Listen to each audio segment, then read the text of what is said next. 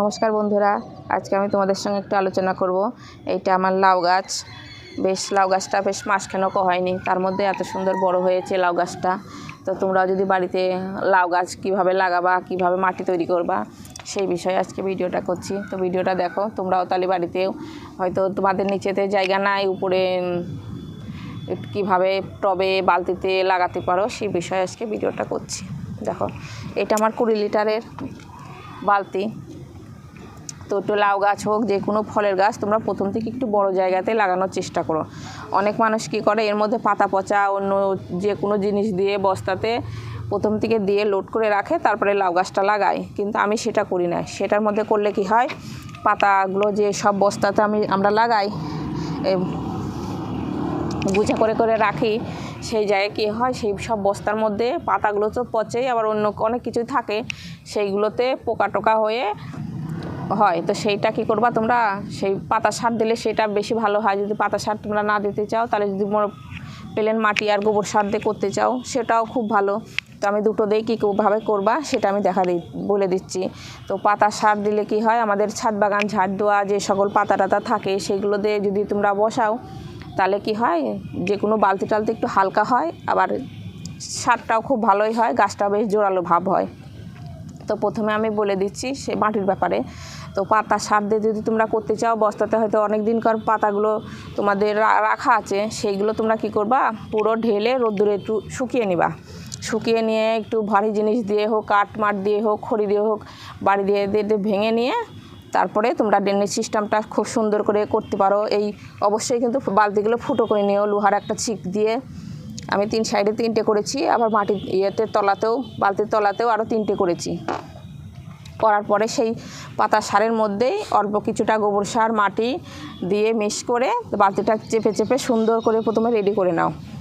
Ready করে নিয়ে তারপরে যে চারাগুলো তোমরা যদি বাড়িতে করতে চাও, চারাগুলো তাহলে বাড়িতে করলে কি হবে, অন্য একটা জায়গাতে চারাটা বসিয়ে সুন্দর করে আগে একটু রেডি করে নাও চারাটা, যে তারপরে অন্য জায়গায় যেমন বালতিটা রেডি করে নিলা, মাটি সুন্দর করে ভর্তি করে নিয়ে মাটিটা রেডি করে নিলা, তারপরে কি করবা তোমরা, সেই চারাটা যেটা রেখেছিলা লাগিয়ে অন্য জায়গায় একটা চারা করে রেখেছিলা, সেইটা বালতির মধ্যেই 2 সাইডে, একটা বালতিতে 2টোর বেশি তোমরা দিও না। 2টোর বেশি দিলে কি হবে, যে লাউগুলো আমাদের হবে না, সেই লাউগুলো কিন্তু সাইজটা ছোট হবে, বেশিরভাগ খাবার পাবে না।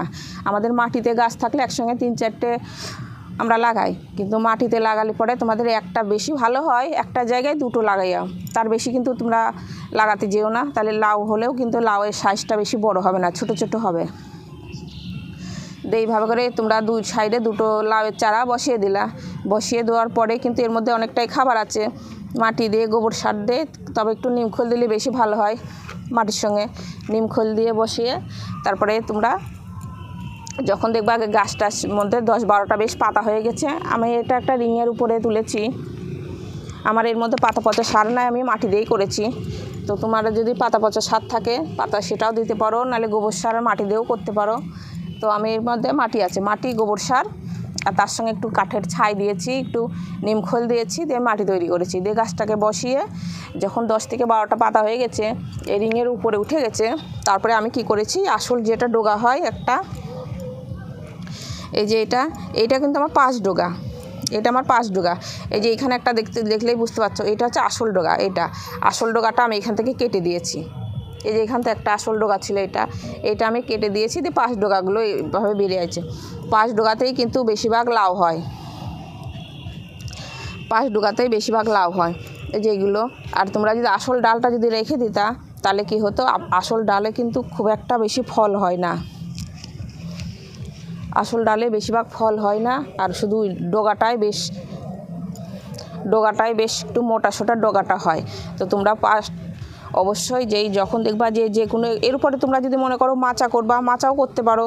আমি যেমন 4 সাইডে 4টে বাঁশের বাতা দিয়েছি, তারপরে এই রিংটা আমার সাইকেলের রিংটা ছিল, টায়ারটা দিয়ে আমি বেঁধে দিয়েছি 4 সাইডে। যেভাবে কীভাবে বেঁধেছি তোমরা দেখলেই বুঝতে পারছো।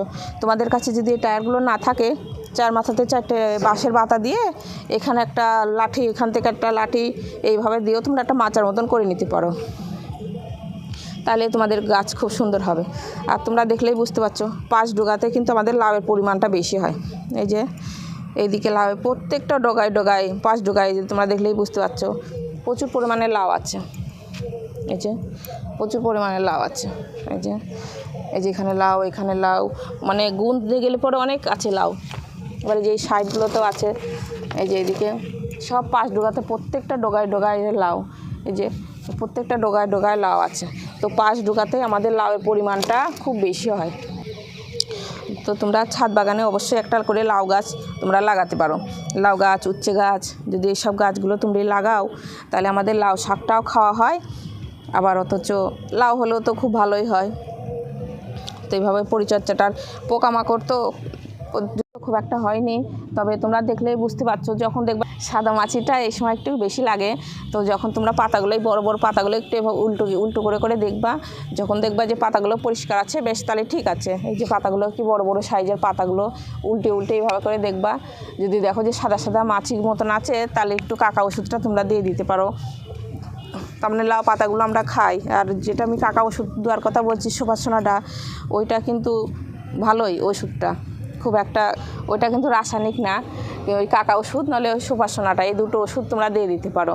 আর ওই দুটো যদি তোমাদের কাছে হয়তো না আনা নাই, তাহলে কি করতে পারো, তোমরা একটু কাঠকয়লার ওই ছাইগুলো একটু ছিটিয়ে তোমরা দিতে পারো। গাছের পাতাগুলো হয়তো দেখতে নোংরা লাগবে, কিন্তু ছাইও খুব ভালো কাজ করে। আর ছাইও যদি তোমরা না দিতে চাও যে আমার গাছটা পরিষ্কার রাখবো আমি, তাহলে কি করতে পারো, একটু হলুদ একটু কয়েকটা কাঁচা নিম পাতা ছিঁড়ে নিয়ে সেটাকে একটু ফুটিয়ে নিয়ে সেইটা একটু গুলিয়ে নিয়ে গাছে একটু স্প্রের মতন করে দিতে পারো, সেটাও খুব ভালো করে।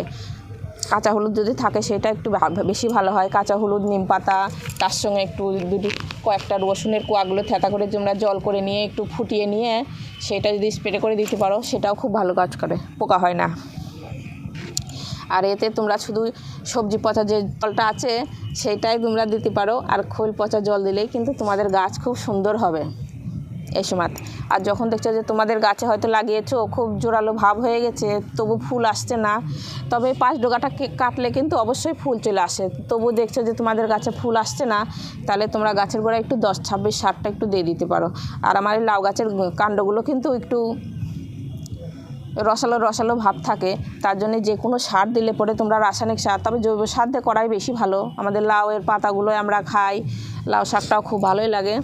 আবার যে কোনো এই জৈব সার দিয়ে করলেই খুব সুন্দর হয়। আর পেঁয়াজের চোকাগুলো একটু যদি ভিজিয়ে রাখতে পারো তোমরা, অন্য গাছের হয়তো রাসায়নিক সার দিয়ে করলে ফুল গাছটা, কিন্তু যেই সকল গাছ, লঙ্কা গাছ, লাউ গাছ, উচ্ছে গাছ, তোমরা করতে পারো পেঁয়াজের চোকা আর কলার চোকা, এটা যদি আলাদা করে ভিজিয়ে যে জলটা যদি তোমরা দিয়ে দিতে পারো, সেটা দিলে কি হবে, ওর মধ্যে পটাশিয়াম ভরপুর থাকে, তাহলে কি হবে, যে কোনো গাছে ফুল ফল বেশি হয়।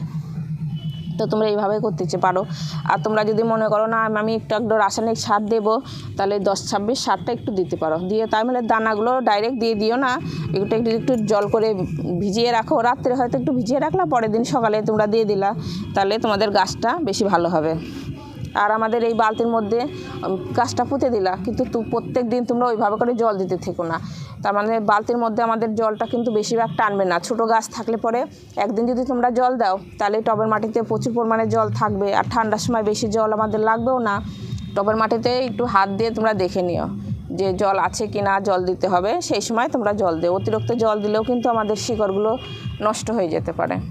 তো এইভাবে পরিচর্যা করো, তোমাদেরও ছাদ বাগানে গাছ খুব সুন্দর হবে। ভিডিওটা এখানে শেষ করছি, নমস্কার।